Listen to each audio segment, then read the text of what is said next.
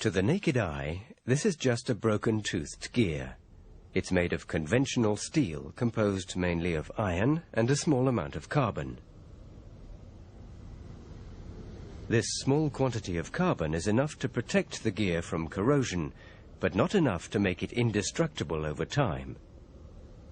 To increase steel's resistance, other elements are added: nickel, manganese, chrome. This way, hundreds of different types of steel are made.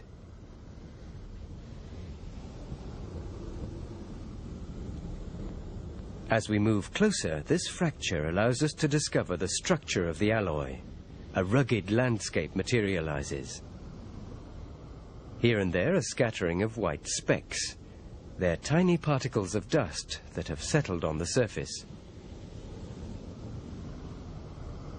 Each of these petal-shaped forms is a particle of steel called dendrite. An alloy of iron and carbon, dendrite is found in all solid matter that crystallizes in cooling. It's found in steel, aluminium, and even in snowflakes.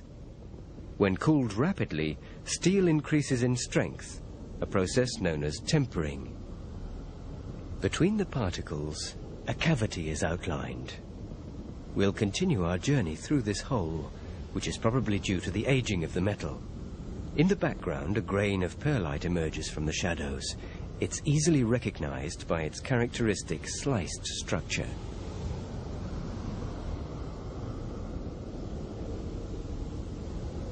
The thick black diagonal cutting through the pearlite contains a little more carbon than the lighter areas around it.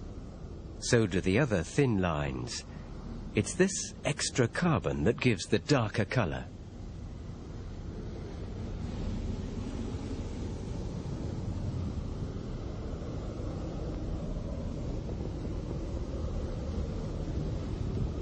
The fuzzy black and white flecks are faults in the structure brought into focus by the microscope.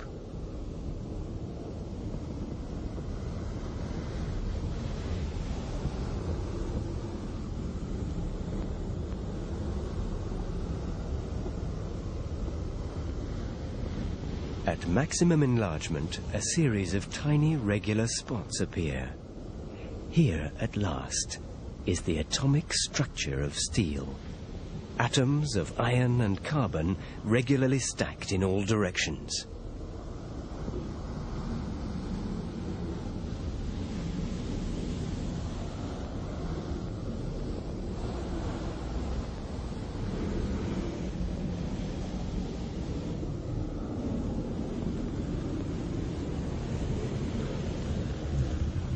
Beyond this, nothing more is visible for the moment.